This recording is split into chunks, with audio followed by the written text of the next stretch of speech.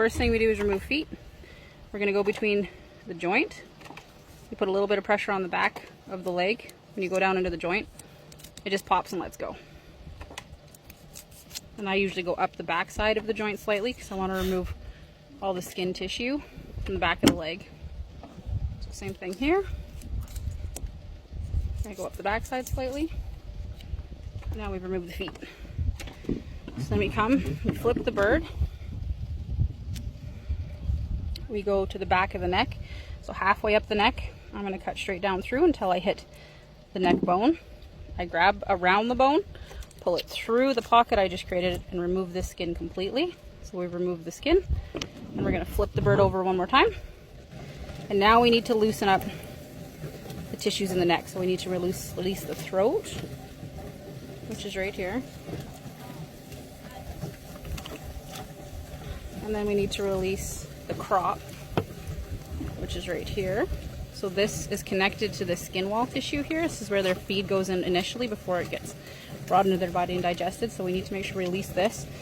We do not want this tight, because if we're pulling the guts out the bottom and this is still attached, then it's going to rip, and then any juices or material that are in here can end up in the cavity of the bird. And we don't want any kind of contamination like that. So we just loosen this up. I'm going to run my finger down the sides of it until I feel it pop. See, it's like going out. It's kind of springy. It's not held on any further. So now we can go to the back side of the bird and we completely remove the tail. So we grab the tail, we go through the top, through the vertebrae, and we continue until we see this kind of soft fleshy thing. This is a gland that's on top of the intestine. So if you cut into that, it's not the end of the world, but we don't want to. So we're going to loosen this up, and I'm kind of pulling down.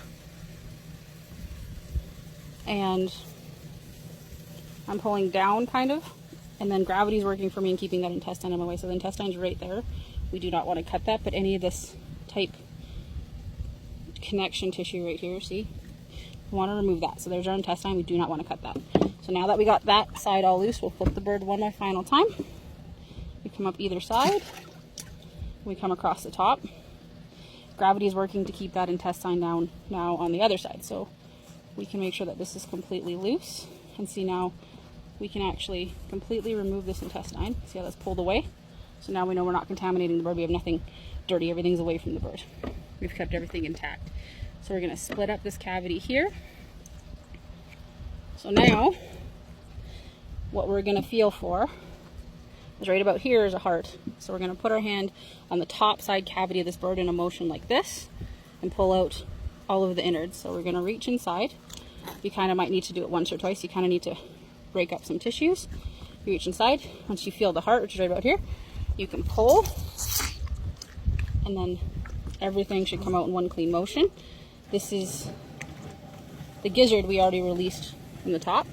Sorry, not the gizzard, the crop we released from the top. So this is nice and clean. There's nothing contaminating inside this bird. It's nice and clean. We need to remove from the back wall testicles, which is on the back side of this rib cage. And then right about here on the back side of the rib cages are lungs that are embedded. So we need to go inside in a sweeping motion like this and remove lungs. So you're going to go in and sweep around into the back of the bird and pull out a lung. You're going to go on the other side, do the same thing. Remove the lungs. Check the bird for any other further debris. Always reach up into the neck here. There's a small piece of throat I can feel that still got left behind. So we're going to pull that out. We check in here again. There's no debris left in the bird. This bird is ready for the chill tank and then packaging in a little bit. Easy peasy.